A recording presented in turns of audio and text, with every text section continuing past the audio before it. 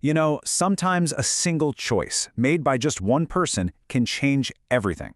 A choice that goes against direct orders but ends up rippling through time, saving thousands and thousands of lives. Well, that's exactly the story we're diving into today. The story of Tune Sugihara. And that's really what this whole thing boils down to. This story, which actually comes to us from Sugihara's own son, Hiroki, is all about that idea. It's not just a history lesson, it's about what happens when you look into someone's eyes, see their humanity, and feel like you have no choice but to act. Okay, so let's set the scene. The year is 1940. We're in a small town in Lithuania where a Japanese diplomat named Tune Sugihara is living with his family. And for them, life is pretty normal, pretty quiet. They have no idea that a storm is about to break right over their heads. And at the heart of this, it's really just a family. For their 5-year-old son, Hiroki, life was simple. It was all about playing with his brothers in the park, surrounded by these old historic houses. He'd play with his toy soldiers, completely unaware that real soldiers were marching closer and closer every single day. And then, just like that, their peaceful life was over. Hiroki himself uses these words to describe the exact moment everything shifted. Imagine this: you're 5 years old, and one morning your mom wakes you up in a hurry, telling you to get dressed. You look outside, and there's a massive, anxious crowd gathered right at your front gate. So, who were all these people? Well, they were refugees. They were Jewish families who had fled Poland, running for their lives from the advancing Nazi army. You can just imagine how exhausted and frightened they were, gathered at the gate of the Japanese consulate, because, well, it was their absolute last hope. And this simple question from a child, it just cuts right to the heart of it. His mother's answer lays the stakes bare. This wasn't some distant political problem, this was a human crisis, a matter of life and death, unfolding right there on their doorstep. So what were these people asking for? It was simple, and yet so incredibly complicated. They needed visas, official papers that would let them travel through Japan to escape Europe, and Tune Sugihara, as the diplomat there, was the only person who could give it to them. Now, Sugihara was a man of procedure. He tried to do things by the book. He sent a formal request to his government in Japan asking for permission to issue these visas. The answer that came back was a clear, unmistakable no. So he asked again. The answer was no. He sent a third, final, desperate message. And for the third time, his government said no. The official channels were completely closed. Just try to put yourself in his shoes for a second. On one side, you have his duty as a government official. His orders couldn't have been clearer, and disobeying them meant risking everything: his career, his family's safety, their entire future. But then, on the other side, he looked out his window and he saw people. He saw children the same age as his own son, and he knew exactly what would happen to them if he did nothing. And after what must have been agonizing nights wrestling with this, he finally reached his decision. He told his wife these exact words. You see, for him, the conflict was no longer between rules and people. It was now a matter of conscience. It was a moral duty that he felt was higher than any order from any government. And here's where the story gets even more amazing. Sugihara didn't make this monumental decision all by himself.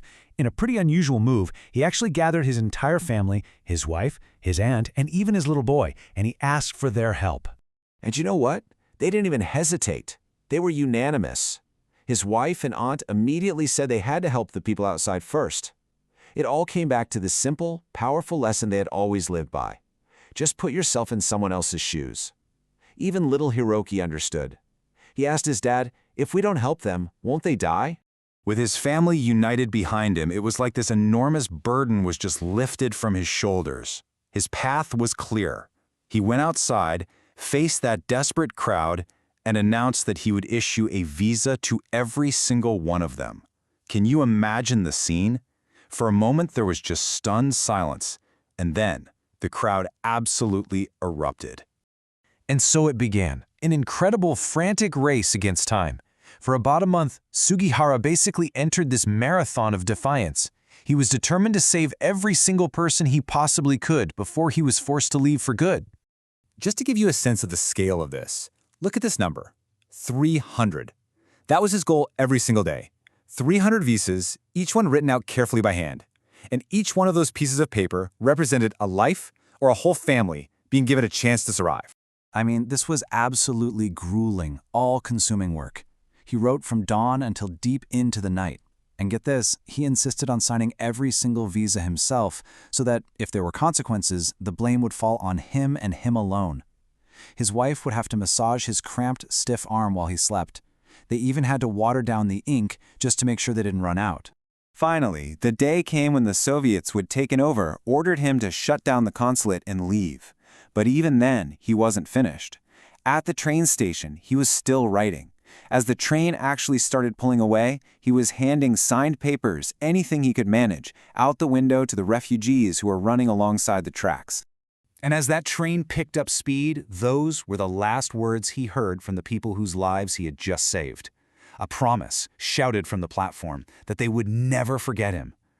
It honestly sounds like a scene from a movie, but it was absolutely real. So what happened next? For Sugihara, disobeying his government came with a heavy price, but that one act of defiance planted seeds that would grow into a legacy far, far larger than he ever could have imagined. The years that followed tell the rest of the story. In 1945, he was forced to resign from his job for his disobedience. He worked odd jobs, and his sacrifice was largely unknown. But then, in the 1960s, the people he'd saved, the Sugihara survivors, they started to find him. His story came to light, and eventually, in 1985, he was given Israel's highest honor, Righteous Among Nations. And that brings us right back to the narrator, his son Hiroki. As a 5-year-old boy, he saw the crowd, he felt the tension, but he couldn't possibly grasp the true magnitude of what his father was doing. It was only looking back, as an adult, that the full weight and importance of that incredible month in 1940 became crystal clear.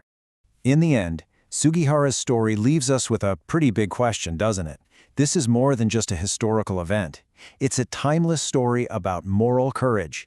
And it really forces us all to ask ourselves, when you're faced with a choice between following the rules and doing what you know is right, what does it truly take to listen to your conscience?